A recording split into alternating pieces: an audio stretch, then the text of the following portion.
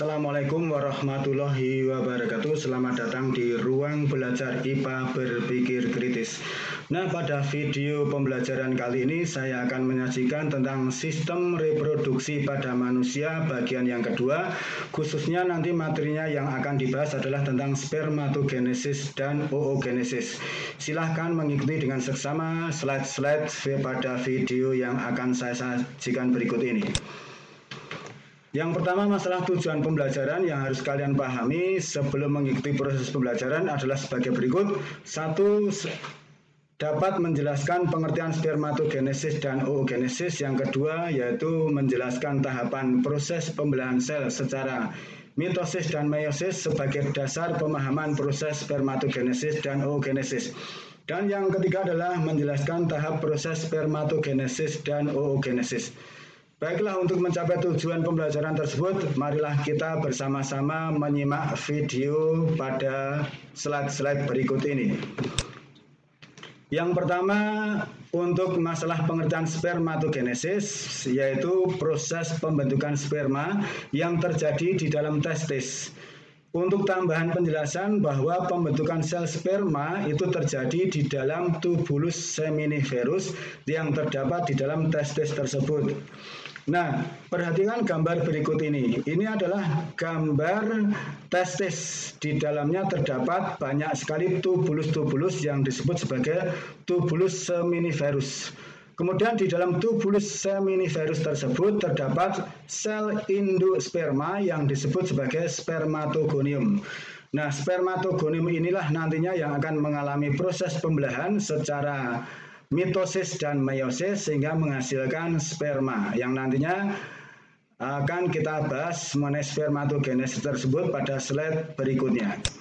Kemudian yang kedua, masalah oogenesis, pengertiannya apa? Yaitu proses pembentukan ovum atau sel telur yang terjadi di dalam ovarium. Untuk memberikan ilustrasi, ini adalah gambar yang saya sajikan. Ini gambar sel telur yang ada di dalam tubuh wanita atau di dalam sistem reproduksi pada wanita. Kemudian di dalam ovarium tersebut terdapat sel-sel induk ovum atau oogonium.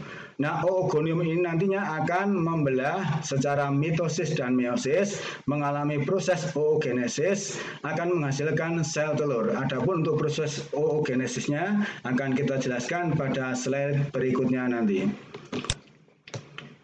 Baiklah, para pemirsa yang budiman, mengenai pengertian pembelahan sel secara mitosis dapat kita berikan penjelasan poin-poinnya sebagai berikut.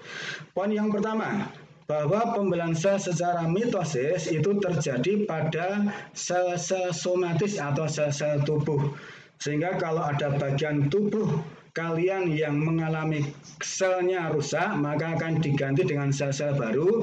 Sel-sel baru yang membelah tersebut adalah sel-sel somatis, maka pembelahannya terjadi secara mitosis.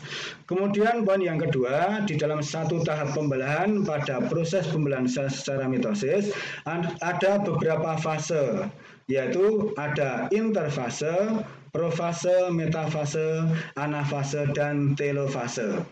Nah, kemudian poin yang ketiga, bahwa satu sel induk di dalam proses pembelahan secara mitosis akan menghasilkan dua sel anak dengan jumlah kromosom sel anak sama dengan jumlah kromosom sel induknya.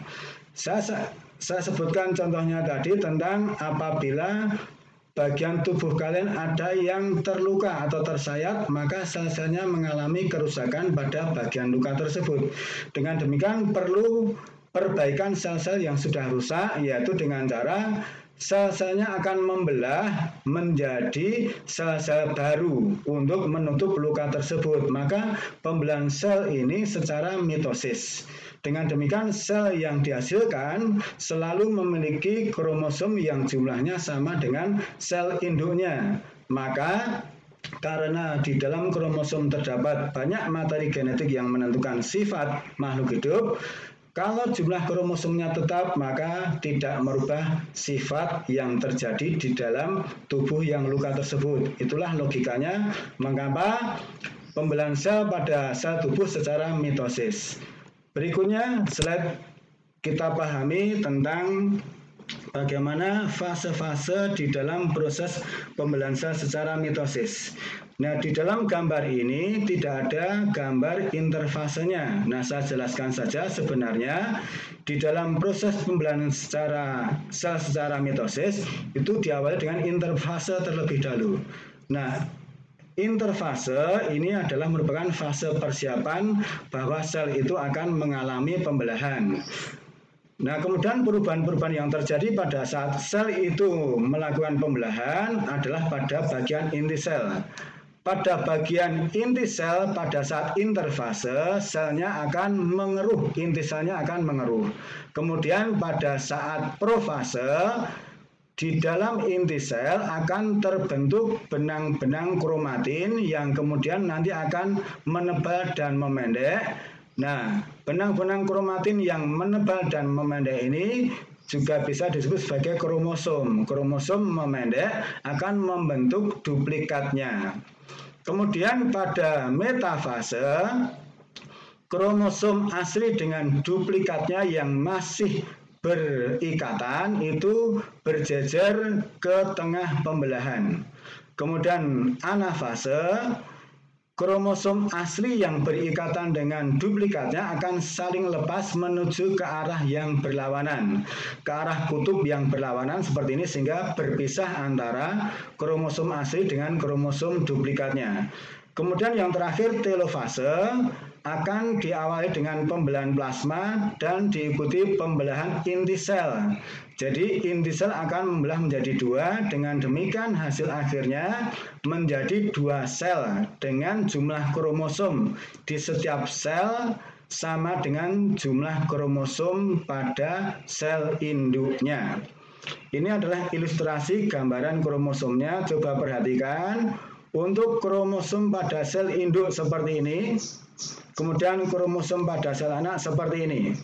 Jadi ini ada sepasang ya, sepasang ini dengan ini, kemudian ini juga ada sepasang yang ini dengan ini. Jadi sel induknya memiliki kromosom misalnya sepasang, maka sel anaknya juga memiliki kromosom yang jumlahnya sepasang. Ini hanya sebagai ilustrasi mengenai kromosom yang ditampilkan di sini pada gambar hanya sepasang saja. Nah, sesungguhnya kalau pada manusia di dalam setiap sel tubuh itu memiliki kromosom sejumlah 23 pasang.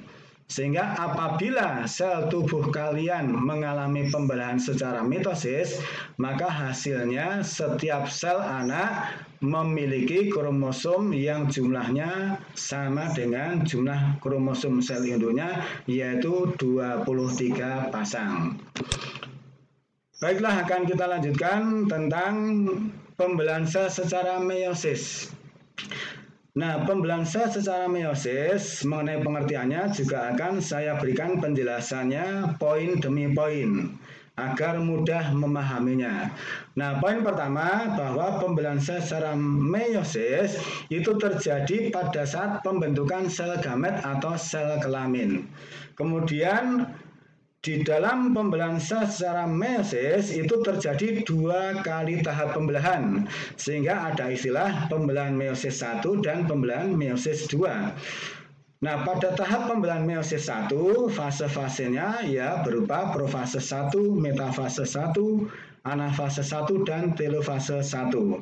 Sehingga menghasilkan dua sel anak pada tahap pembelahan meiosis 1 ini. Nah, kemudian satu sel induk akan menghasilkan dua sel anak dengan jumlah kromosom sel anak setengah dari jumlah kromosom sel induknya pada tahap pembelahan yang pertama ini. Kemudian akan diikuti atau dilanjutkan dengan pembelahan sel secara meiosis yang tahap kedua, sehingga masing-masing sel anak tadi akan menghasilkan dua lagi, sehingga hasil akhirnya adalah 4 sel anak dengan jumlah kromosom pada setiap sel anak itu setengah dari jumlah kromosom sel induknya. Nah, fase-fase pada pembelahan sel secara meiosis yang kedua yaitu ada profase 2, metafase 2, anafase 2, dan telofase 2. Baiklah, kita lihat slide berikutnya, gambar tentang pembelahan sel secara meiosis. Coba untuk memperjelas pemahaman tentang pembelahan sel secara meiosis, kita perhatikan gambar ini. Nah, ini misalnya sel induk yang akan mengalami pembelahan sel secara meiosis. Nah, pada saat pembelahan sel secara meiosis 1, sel induk ini mengalami fase-fase profase 1, metafase 1, anafase 1, dan telofase 1, sehingga menghasilkan 2 sel anak. Kemudian masalah jumlah kromosomnya, ini tahap-tahapnya yaitu pada profase 1, kromosomnya mengalami pemendekan dan penebalan dan menghasilkan duplikatnya. Kemudian metafase 1, kromosom beserta duplikatnya menempati di tengah bidang pembelahan. Kemudian anafase 1, masing-masing kromosom antara yang asli dengan duplikatnya akan saling berpisah menuju pada kutub yang berlawanan. Nah, kemudian telofase 1 akan terbentuk 2 sel anak dengan jumlah kromosomnya separuh dari jumlah kromosom sel induknya. Tetapi di sini kromosom yang berada di hasil pembelahan meiosis 1 itu masih berikatan dengan duplikatnya, sehingga kromosom asli yang berikatan dengan duplikatnya itu hanya dihitung 1, bukan sepasang. Nah, apa yang terjadi di pembelahan meiosis pada tahap yang kedua akan mengalami yaitu profase 2, anafase metafase 2, anafase 2, dan telofase 2. Nah, ini. Coba perhatikan, saya ulang, ini masing-masing sel anak dari pembelahan meiosis 1 akan mengalami meiosis 2 dengan fase-fase yaitu profase 2, metafase 2, anafase 2, dan telofase 2. Seperti ini. Nah, pada pembelahan meiosis tahap kedua ini akan terjadi pemisahan antara kromosom asli dengan duplikatnya yang masih menempel tadi. Sehingga hasil akhirnya 4 sel anak masing-masing jumlah kromosomnya betul-betul memiliki separuh dari jumlah kromosom sel induknya. Misalnya, sel induknya kromosomnya 23 pasang, maka hasil pembelahan meiosis 1 dan 2 menghasilkan 4 sel anak yang masing-masing sel anak jumlah kromosomnya hanya separuhnya 23 pasang, yaitu 23 buah saja. Nanti kalian akan paham tentang mengapa ini terjadi pengurangan jumlah kromosom menjadi separuh dari jumlah kromosom sel induknya. Coba kita lihat slide berikutnya. Nah, ini slide berikutnya kita akan membahas tentang pembelahan secara spermatogenesis dan oogenesis dalam proses pembentukan sperma. Spermatogenesis adalah proses pembentukan sperma, oogenesis adalah proses pembentukan ovum atau sel telur. Baiklah, coba perhatikan untuk tahapan spermatogenesis. Spermatogenesis diawali dengan adanya spermatogonium atau sel induk sperma yang berada di dalam tubulus seminiferus di dalam testis. Setelah dewasa, maka spermatogonium ini akan membelah menjadi banyak sel secara mitosis. Nah, hasil pembelahannya menghasilkan spermatosit primer. Kemudian spermatosit primer ini nanti akan membelah secara meiosis 1 dan meiosis 2 menghasilkan spermatozoa. Perhatikan ilustrasi gambar jumlah kromosom yang berada di spermatosit primer ini. Coba perhatikan, ini panjang sepasang dan pendek sepasang. Saya katakan begitu, ini sepasang panjang dan sepasang pendek kromosom. Nah, kemudian pada pembelahan meiosis 1 menghasilkan 2 sel anak, masing-masing sel anak sudah memiliki separuh dari jumlah kromosom sel induknya, yaitu sel anak yang pertama, perhatikan, ini satu panjang dengan duplikatnya dan satu pendek dengan duplikatnya yang masih saling menempel. Demikian juga dengan sel anak yang satu ini memiliki kromosom satu panjang berikatan dengan duplikatnya dan satu pendek kromosom yang berikatan dengan duplikatnya. Kemudian masuk ke meiosis 2, masing-masing sel anak ini menghasilkan 2 sel anak. Nah, perhatikan sekarang gambar kromosom yang berada di masing-masing sel anak ini sudah menjadi satu panjang, satu pendek. Jadi ini sudah betul-betul satu panjang, satu pendek. Demikian juga sel yang lain. Maka coba kita bandingkan dengan sel induknya. Sel induknya sepasang panjang, sepasang pendek. Hasil dari pembelahan meiosis 1 dan 2 menghasilkan hasil akhirnya sel anak dengan jumlah kromosom separuhnya, yaitu satu panjang, satu pendek. Kemudian ini disebut spermatid. Spermatid adalah sperma muda, nanti akan berkembang menjadi spermatozoa.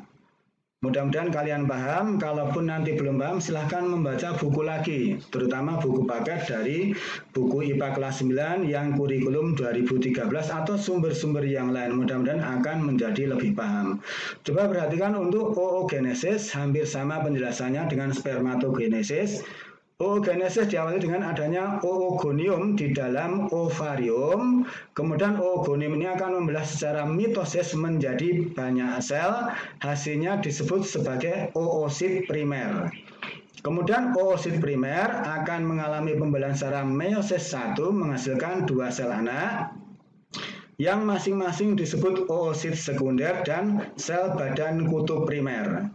Kemudian oosit sekunder ini akan membelah secara meiosis yang tahap kedua menghasilkan 2 sel anak, yaitu menghasilkan ovum dan sel badan kutub sekunder. Demikian juga dengan sel badan kutub primer membelah secara meiosis 2 menghasilkan 2 sel anak yang disebut sel badan kutub sekunder, sehingga hasil akhir dari oogenesis mengalami pembelahan meiosis 1 dan 2, satu sel induk menghasilkan 4 sel anak, tetapi yang menjadi ovum hanya 1. Sedangkan yang 3 sel anak yang disebut sel badan kutub sekunder ini akan mereduksi atau mengalami mati atau mereduksi. Demikian. Mudah-mudahan bisa paham. Kita lanjutkan ke slide berikutnya, yaitu kita berjumpa lagi dengan materi yang lain. Apabila kita simpulkan bahwa spermatogenesis dan oogenesis itu pengertiannya, yang pertama, spermatogenesis adalah proses pembentukan sperma, oogenesis adalah proses pembentukan sel telur. Untuk memahami proses spermatogenesis dan oogenesis, kalian harus memahami dulu tentang pembelahan sel, yaitu ada 2 macam, secara mitosis dan meiosis. Pembelahan sel secara mitosis terjadi pada sel-sel somatis atau sel tubuh. Setiap satu sel induk menghasilkan 2 sel anak dengan jumlah kromosom sama dengan jumlah kromosom sel induknya. Sedangkan pembelahan sel secara meiosis terjadi pada saat pembentukan sel kelamin. Satu sel induk akan menghasilkan hasil akhirnya mengalami meiosis 1 dan 2 menghasilkan 4 sel anak dengan jumlah kromosom separuh dari jumlah kromosom sel induknya. Demikian video pembelajaran yang bisa saya sampaikan. Mudah-mudahan bisa dipahami. Sampai jumpa pada pertemuan video yang lain.